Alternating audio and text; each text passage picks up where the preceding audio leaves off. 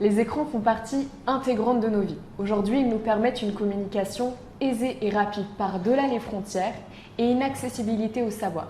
Rares sont les personnes qui vivent sans technologie.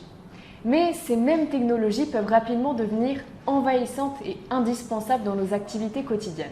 Cela n'est pas sans risque pour nos enfants et nos adolescents. On visualise 4 conséquences majeures. Premièrement, sur le bon développement du cerveau et l'acquisition des compétences fondamentales. Des enfants surexposés aux écrans, et particulièrement les premières années de vie, ont un risque de souffrir de retard de langage. Cette même surexposition entraînerait une moindre persévérance, une moindre autonomie et une intégration des apprentissages en mémoire plus difficile.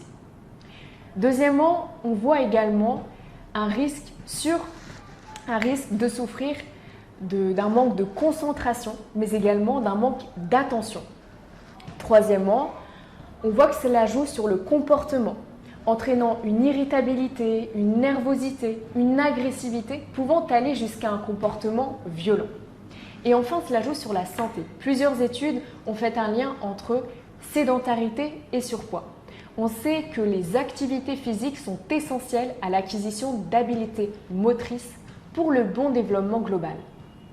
Mais cela joue également sur un risque de troubles ophtalmologiques, de troubles du sommeil avec la lumière bleue, de troubles musculo-squelettiques et de dermatose. Alors, en tant que parent, comment sensibiliser votre enfant à une utilisation raisonnée des écrans? Devenez pour cela leur modèle. Il faut leur enseigner par des mots, mais essentiellement par des actes, qu'ils apprennent de vous par imitation.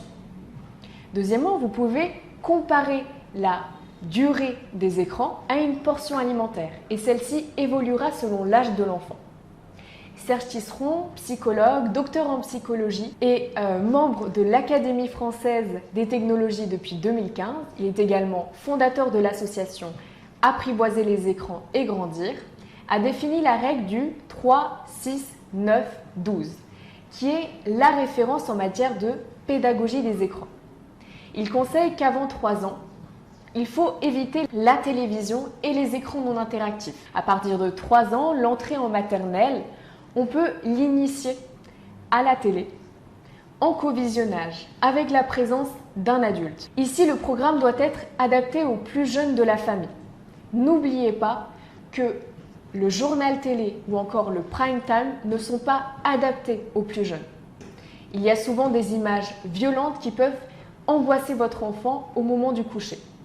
Et ces mêmes images peuvent être reproduites par des gestes violents ou à caractère sexuel dans la cour des récréations, sans même qu'ils en comprennent le sens ni la gravité. Entre 3 et 6 ans, évitez d'offrir à votre enfant une console de jeu personnelle. Entre 6 et 9 ans, vous allez associer les écrans à une limite de temps. À partir de 9 ans, vous allez pouvoir l'initier à Internet. Serge Tisseron parle des 3 principes d'Internet. Premièrement, tout ce que l'on met sur Internet risque de tomber dans le domaine public. Deuxièmement, tout ce que l'on y met restera éternellement. Et troisièmement, ne pas croire tout ce que l'on y trouve. Enfin, à partir de 12 ans, vous pouvez laisser votre jeune en autonomie sur les écrans. Informez-le des dangers d'Internet. Parlez-lui du cyberharcèlement, de la pornographie, de la loi qui autorise le téléchargement, à respecter également la signalétique PEGI qui attribue à chaque jeu un âge spécifique. Pour conclure, une surexposition aux écrans joue sur le bien-être et l'équilibre de nos jeunes. Mais ils ont aussi un aspect positif. Ils permettent de renforcer les apprentissages, de renforcer le relationnel s'ils sont utilisés par parcimonie et intelligemment. Merci.